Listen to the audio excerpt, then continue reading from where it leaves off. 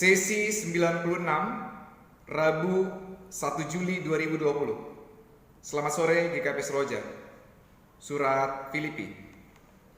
Filipi adalah kota tua pada masa Rasul Paulus, namun sudah melewati masa kejayaannya. Pada zaman Rasul Paulus, Filipi telah menjadi kota miskin. Banyak orang meninggalkan kota ini untuk mencari kehidupan yang lebih baik di tempat lain. Padahal sampai dengan 4 abad sebelumnya, Filipi adalah salah satu kota paling penting di Makedonia yang didirikan oleh Filipus kedua, yaitu ayah Alexander Agung atau Alexander the Great. Beberapa ahli percaya bahwa surat ini ditulis oleh Paulus ketika ia berada di penjara di salah satu kota berikut ini, yaitu Efesus, Kaisarea, atau di Roma di dalam statusnya sebagai tahanan rumah. Keadaannya yang terpenjara itu menjadi refleksi untuk dia menuliskan surat kepada jemaat di Filipi agar jemaat tetap setia kepada Injil Kristus di dalam situasi yang serba sulit dan penuh dengan penderitaan. Surat Filipi terdiri dari 4 pasal yang terbagi ke dalam beberapa bagian. Yang pertama, pasal 1 ayat 1 sampai 11 berisi salam, syukur, dan doa bagi jemaat Filipi. Yang kedua, pasal 1 ayat 12 sampai pasal 2 ayat 18, hidup bagi Kristus. Yang ketiga, pasal 2 ayat 19 sampai dengan pasal 4 ayat 9 berisi tentang peneguhan dan nasihat. Yang terakhir, yang keempat, pasal 4 ayat 10 sampai ayat 23, penutup.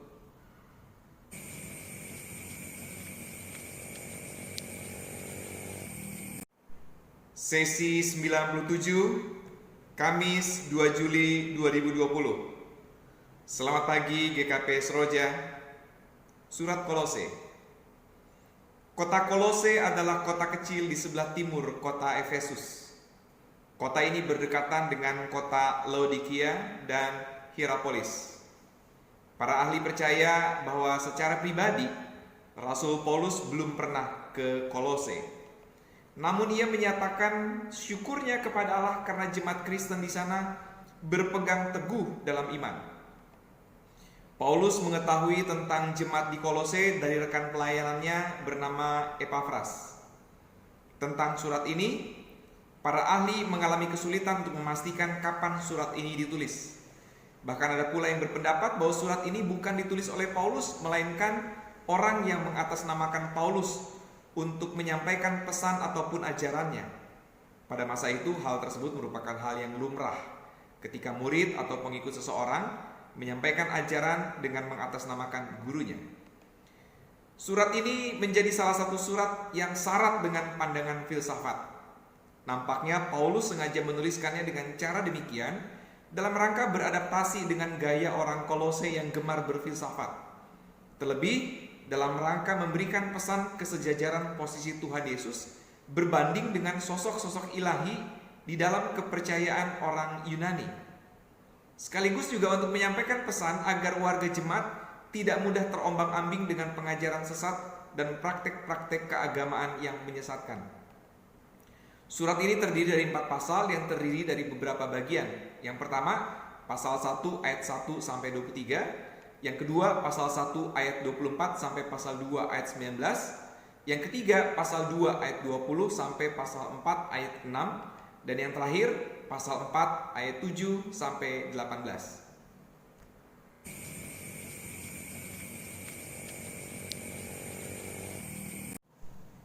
Sesi 98, Kamis 2 Juli 2020. Selamat sore GKP Seroja. Tesalonika.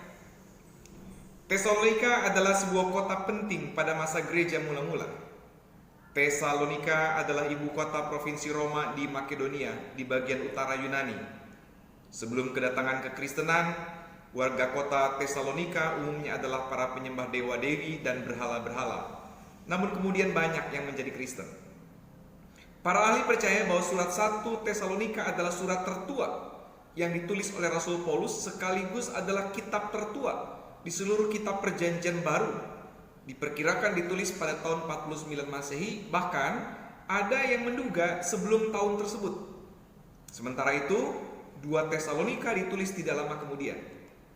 Baik surat 1 dan 2 Tesalonika secara umum berisi doa dan ungkapan syukur Paulus atas iman mereka. Kedua surat ini lebih pantas disebut sebagai surat penggembalaan kepada warga jemaat di sana untuk mengingatkan mereka tentang ajaran yang telah mereka terima. Salah satu tema penting di dalam surat Tesalonika adalah tentang kedatangan Tuhan. Di satu sisi, tema tersebut sempat membuat keguncangan sebagian warga jemaat karena beberapa alasan. Yang pertama, penyesat mengatakan bahwa Tuhan Yesus adalah penipu karena janji Tuhan Yesus untuk datang kembali itu tidak kunjung terwujud. Yang kedua, penyesat lain mengatakan bahwa Tuhan Yesus telah datang tetapi warga jemaat tidak mendapatkan kesempatan untuk mengalami peristiwa tersebut. Yang ketiga, tema kedatangan Tuhan Yesus ternyata telah membuat beberapa orang menjadi apatis, menyerah, malas sehingga tidak mau bekerja.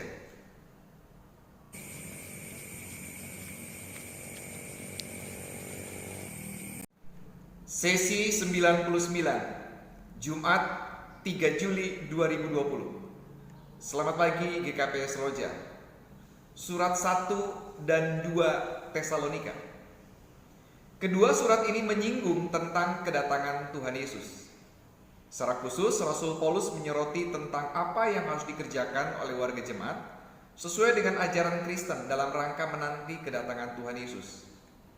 Di dalam kedua surat ini, Paulus juga hendak memberikan peringatan agar mereka selalu setia berjaga-jaga untuk kedatangan Kristus kembali dan selalu ingat akan ajaran yang benar sehingga mereka tidak mudah diombang-ambingkan oleh ajaran-ajaran sesat.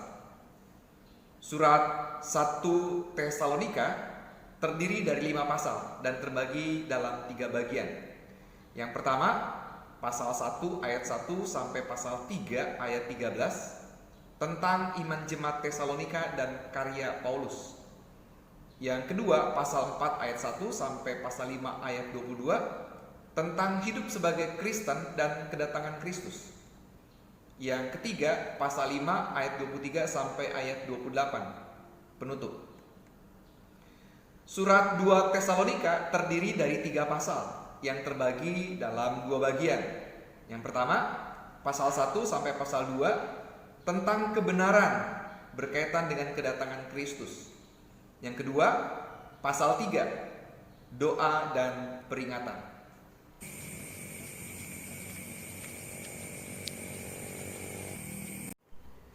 Sesi 100, Jumat 3 Juli 2020. Selamat sore GKP Seroja.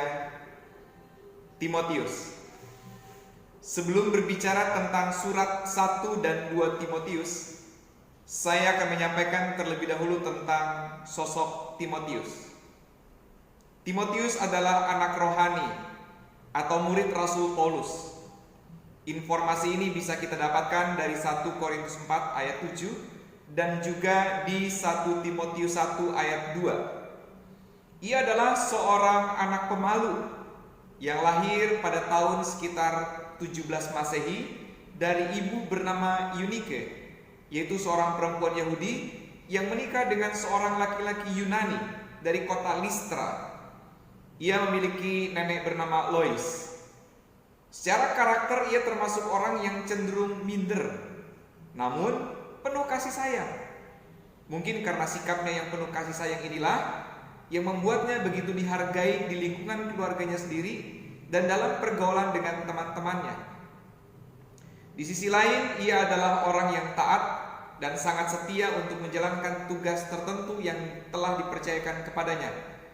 Mungkin itulah salah satu alasan yang membuat Rasul Paulus memilih dia, baik sebagai pendamping pelayanannya maupun ketika Paulus mengutus Timotius menjadi pemimpin di beberapa lokasi jemaat Kristen mula-mula. Di usianya yang relatif muda, Timotius dipercaya untuk melakukan misi pelayanan di jemaat Kristen mula-mula di beberapa lokasi, mulai dari Tesalonika, Korintus, Efesus, Makedonia, Frigia, Galatia, dan Pulau Kreta. Bahkan di beberapa tempat, salah satunya adalah Efesus, ia pun dipercaya untuk menjadi pemimpin jemaat.